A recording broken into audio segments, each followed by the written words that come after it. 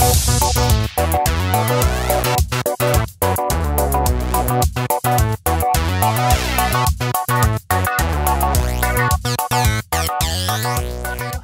there, welcome to Alyssa Jean's Reviews. My name is Alyssa, and this is my review for Star Trek Picard Season 2, Episode 4, Watcher. I feel like it should be called The Watcher, but I think it's just Watcher. Well, regardless, Season 2, Episode 4 of Star Trek Picard. I will start with the obligatory spoiler warning. I feel like you should know by now that pretty much all episode reviews on YouTube are full of spoilers, unless it specifically says it's spoiler-free. So, of course, this is full of spoilers. That is your warning. Now, let me dive into it. So, coming into the season, I had a lot of apprehension based on the trailers. I was afraid that we were going to get some of the same old tired tropes, especially with the time travel thing. It looked like we were going to get a retread of Voyage Home, and then I think it was Future's End, which was the Voyager episodes, which was in and of itself a retread of Voyage Home. And while I didn't mind the homage that they paid to Voyage Home specifically in this episode, which I will talk to, not only did I not mind it, I kind of loved it. However, my fears definitely came true in this episode, where I do feel like it was just the tired old time travel tropes. And I just kind of want to yada yada past this and hope that we get to something good, because this episode did leave me with some optimism and some hope that the entire season is not going to be this retread and a tired old trope, and this season will do something new and innovative and something really cool. So I still hope that that will be the case, but looking at this particular episode, this was exactly what I didn't want, is just the same old tired time travel tropes that I've seen over and over and over. And I will get into that in more detail in just a second. What I'm going to do here is go through each of the storylines, dividing it by character, and then I'll give my rating out of 10 at the end. So let me start with the Raffi and 7 of 9 storyline, and I will start with the homage paid to the homage, or whatever you want to say, paid to Star Trek 4, the Voyage Home, also known as Star Trek 4, Star Trek 4, the one with the whales. So we get on the bus. There's a guy with a mohawk with a boombox by his ear, going, "And I be right you," and it is the exact same song from the guy who was blasting that song on the bus on Star Trek 4, The Voyage Home, and Spock does the Vulcan mind meld on him, and his face falls on the boombox, and it turns it off. Classic scene. So this was kind of a remake of that, and apparently it's even the same actor, which I think is great. They even got the same actor. And 709 goes, hey, can you turn that off? And he's like, oh, I'm so sorry. I'm gonna turn this off. I just really love this song. And I cracked up laughing. That scene had me cracking up. He's like, oh, I'm so sorry. I just really love this song a lot. And the fact that I found out later that it is the same actor who was in Star Trek 4, I think that is phenomenal. Now, does this make any sense in universe? No.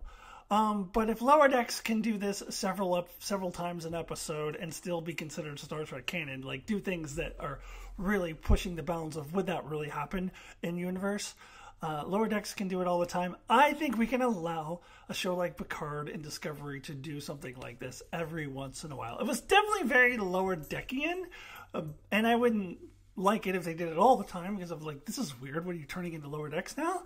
But to do it every once in a while, I applaud it. I cracked up laughing, and I loved it. It was actually probably my favorite part of the episode, because beyond that, it kind of goes downhill. So then Raffi and 7 are kind of doing the old I don't know. We've traveled back in time. We've got to help one of our friends, and we're being chased by the cops, and yada yada. Let's just kind of wish, and I'll talk about this when I get to the Rio's storyline as well. I would be okay if we just yada yada past this. Like, do we need this? Like, yeah. You gotta go rescue Rios. We know you're gonna be successful. Blah blah blah. Just feels tired. Feels old, feels cliche, feels like I've seen it a million times.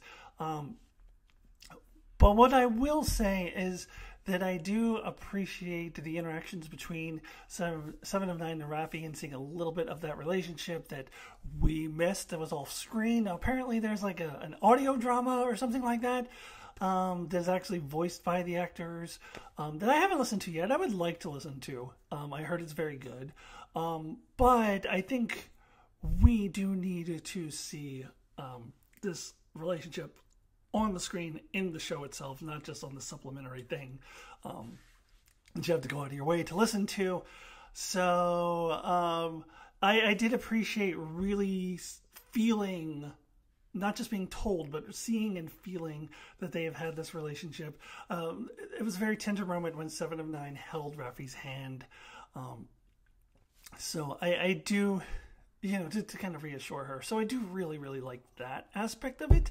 So the character stuff, I appreciate. The plot, I've seen a gazillion times. And I was like, yeah. We know you're going to rescue Rios. We know you're not, it's not like you're going to fail. I wish we could just skip over all of that, honestly. So that leads me into the Rio stuff. We don't get a whole lot with him. We get some nice scenes between him and the doctor lady. And then I love how he just tells that ice guard everything, the truth, just to make him laugh. That was cute.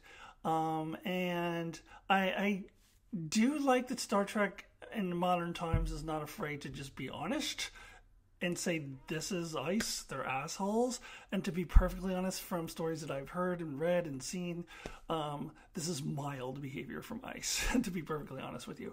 But the fact that they are portrayed as villains, if anyone wants to object to that, go ahead and try to defend ICE's record in real life. Go ahead. So that I appreciated. But again, though I do like the doctor character, I can't remember her name. I gotta stop calling her the doctor because that's gonna make people think I'm talking about the guy on Voyager. But that character, I do like her. Could we have not just skipped all of this? Like, he meets the doctor, he says, okay, I'll see you later, and then he hooks up with Rios and, Raffi and Seven, and they go on their merry way, and we can cut all of this shit out, because we know what's going to happen. They're going to rescue him, yada yada. I've seen this all a gazillion times, police chase, blah, blah, blah. Oh, by the way, they Girardi beamed Seven and Raffi out of the car so that everybody could see that they beamed away, so let's just go ahead and contaminate the timeline. Who cares about all that shit we said about not letting people say this? Which, of course, because it's a tropey, repetitive time travel thing, I knew that was going to happen because that's what always happens. So, yeah, yada yada. I wish we kind of could bypass all of this crap and just get to the good part. Just get to the part that matters.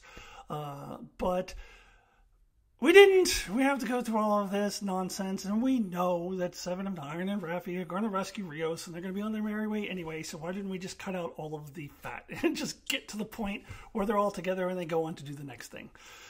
Anyways, that's kind of my rant on that. It just feels like an episode we didn't need as far as all of that stuff goes. Although I still loved the homage to Voyage Home that I mentioned earlier. Okay, let's move on to Girardi and Picard, and I will talk about that scene that they had together, and then I'll talk about them separately.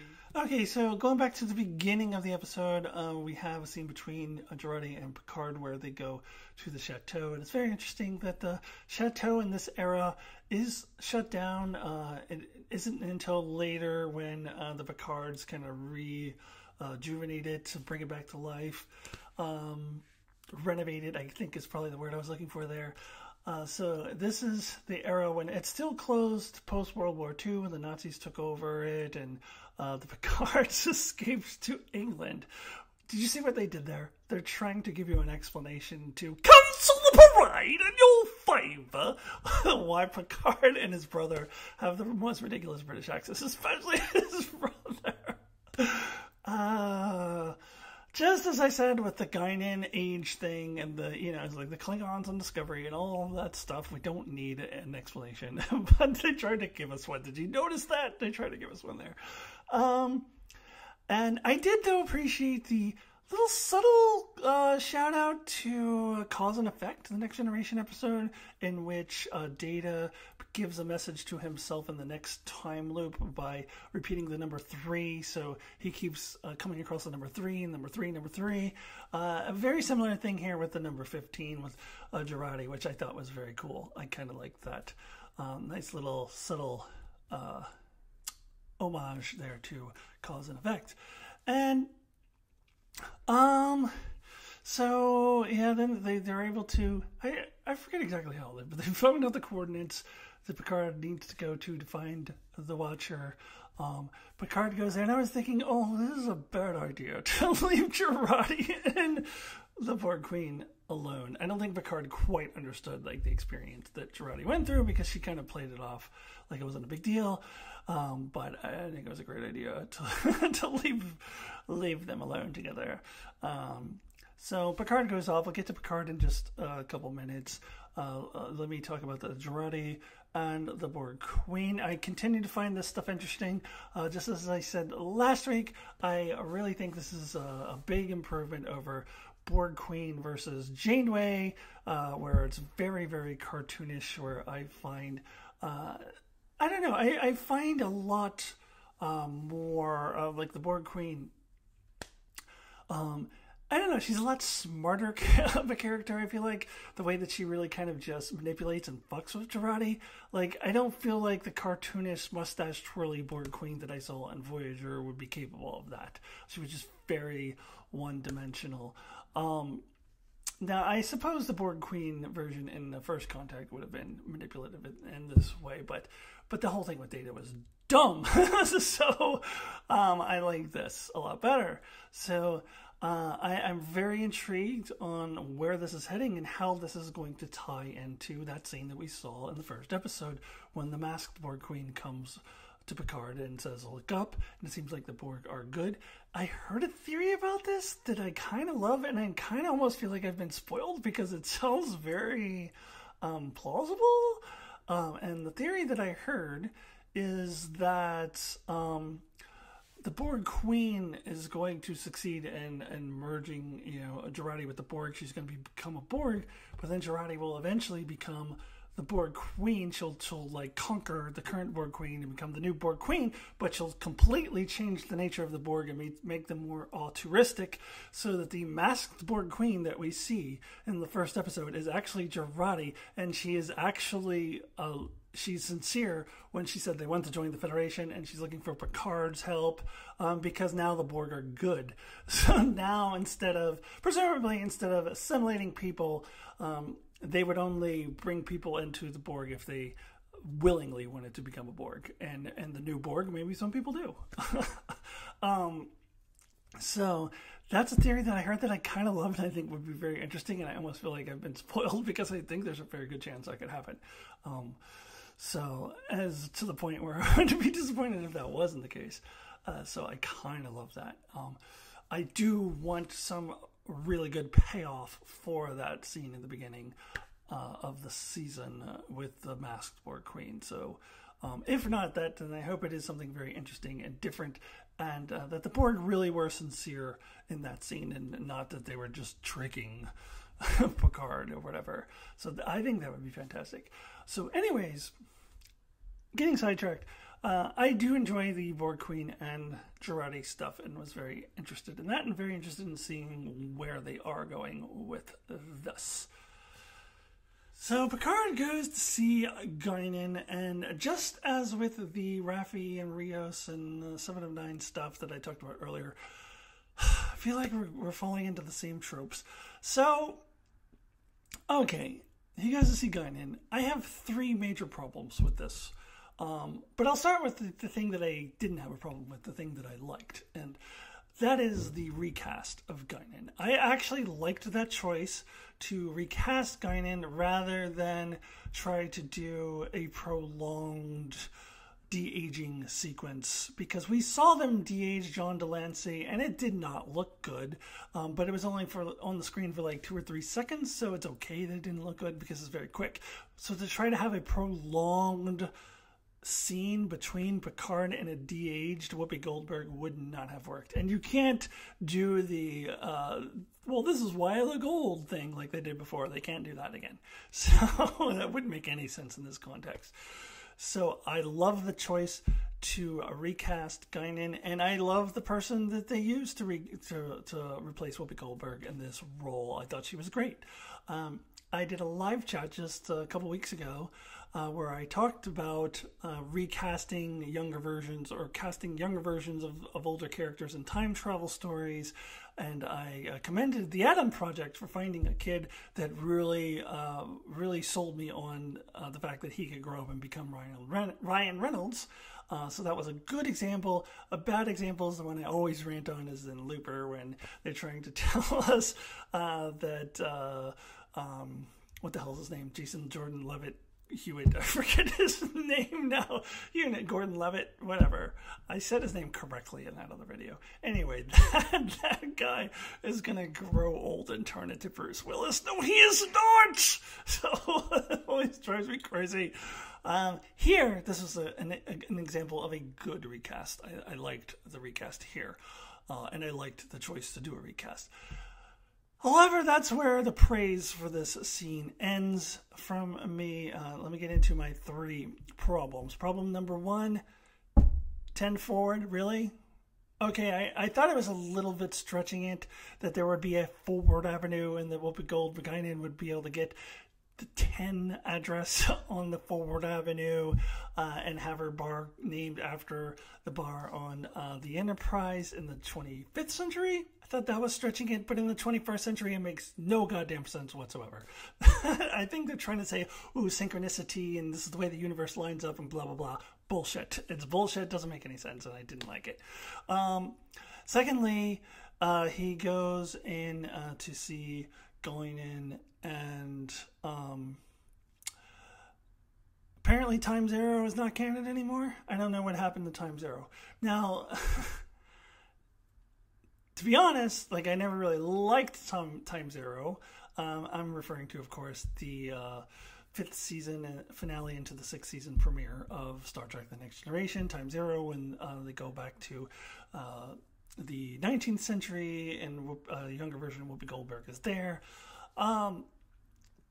This does not line up with that at all. She doesn't remember who Picard is. Now, you could say, well, at this point, it's been, a couple hundred years since she saw Picard, and, she only saw him briefly, so maybe she doesn't remember. However, that's not what she said in Time Zero. In the present day, 24th century, she tells Picard, do you remember the first time we met? And he says, yes. And she says, I don't think you do. And so it was all implied there that... the Guinan remembered meeting Picard in the 19th century, and then when they met for what he perceived as to be the first time in the 24th century, she remembered seeing him in the 19th century. So if she remembered him in that 24th century encounter from the 19th century, then she sure as fuck would remember him here in the 21st century as well. So the fact that she doesn't remember him, I didn't get that. And then they imply maybe when he says, oh, I'm Jean-Luc Picard, and then she wants to help him, maybe that jogged her memory. But if that's the case, then say it. Call out Time Zero. If you're going to include Time Zero as canon, then call out Time Zero there. Not that I would mind of all the episodes in the world, Time Zero to be kind of brushed aside from canon, but... not really. You gotta call it out. If you're gonna have Picard meet Guinan in the past again, you have to mention the other time that they met in the past. And it was completely disregarded. So that bothered me.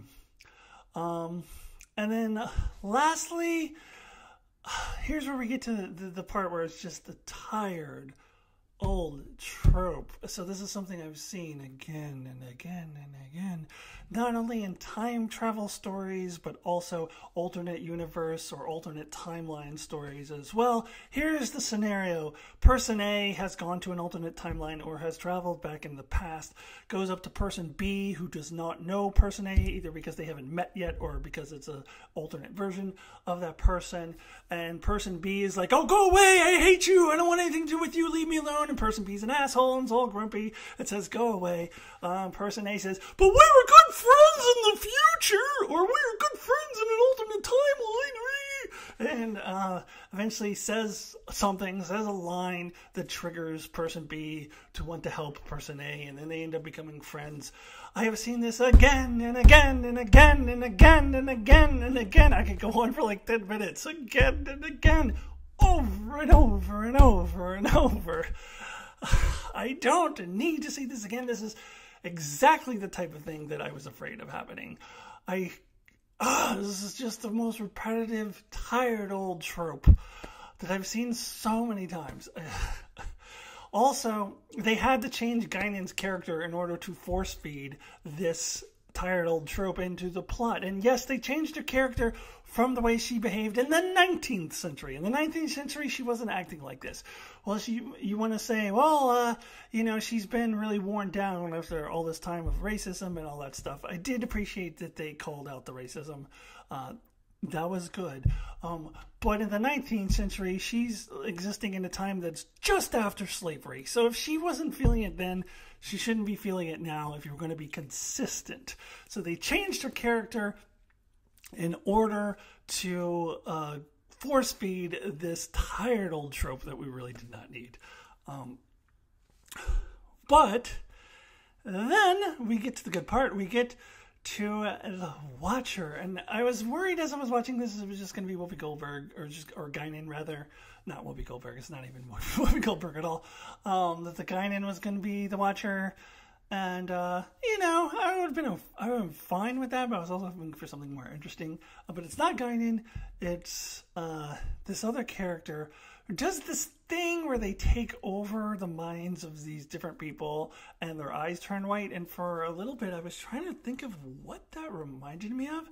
And the first thing that came to mind was actually Patrick Stewart himself doing that very same thing as Professor X in the X-Men movie. He did that to Sabretooth, and Sabretooth grabs Magneto's neck and he goes, Eric, stop. and Magneto's like, Charles, blah, blah, blah, and talks to, Charles through Sabretooth. And I believe Professor X did that a number of times. That's what it made me think of, first off. But I think I've seen it in other places too. But just because I've seen this before, it's not the same thing as the tired old trope that I was just talking about. This I like. This was interesting. I'm very intrigued by this Watcher character. And then when we meet the Watcher, she looks just like Laris. I'm assuming they're going to do the old, oh, well, I just took a form that's familiar to you so you'd feel comfortable, thing. Either that or the old, oh, well, you just see me in a form that makes you feel comfortable. This is not what I look like. Actually, the Watcher doesn't seem like someone who would intentionally try to make Picard feel comfortable, so it's probably like he just sees the Watcher how he chooses to see the Watcher. So that's probably what that is. I can't really think of any other explanation. And it is something, again, that I've seen before, but that's fine. I'm very, very, very intrigued by this Watcher character. This is the monkey wrench that could really throw off the whole time travel trope thing. This could really put it in a more interesting direction. So I'm very, very curious to see where they're going with this Watcher character. And I thought it was very cool. She opened up that door, and what that reminded me of was actually Al from Quantum Leap. He would always come through a door like that. So that was very cool. Very, very cool. I'm very, very intrigued by this. Then we get that final scene with Q doing some voiceover with some character we don't know, and it doesn't appear that she hears him or sees him, so I didn't know what was happening. And then he snapped his fingers and nothing happened, and he got frustrated, and he was like, why is nothing happening? That is interesting. Where are they going with this? What are they doing? I am intrigued. So it's those ending scenes that really make me feel like, okay, there's hope that they're going to do something different, innovative, and not for the entire season do the same old tired old time travel tropes that they did in this episode. All right, so that's all I got to say. Let me wrap this up with a rating out of 10. So 1 would be the lowest possible score. 10 would be the highest possible score. So my rating for Star Trek Picard Season 2, Episode 4 is, I'll give it a 7. Yeah, I'll give it a 7. I thought about a 6 or 6.5, but I'll give it a 7. There's things I liked about it, and I am still hopeful about the future of this season. So we'll give it a 7, but no higher than that because of all the same old tired old time travel tropes. Alright, that does it for this week's review of Star Trek Picard. Please join me next week for my review of Season 2, Episode 5.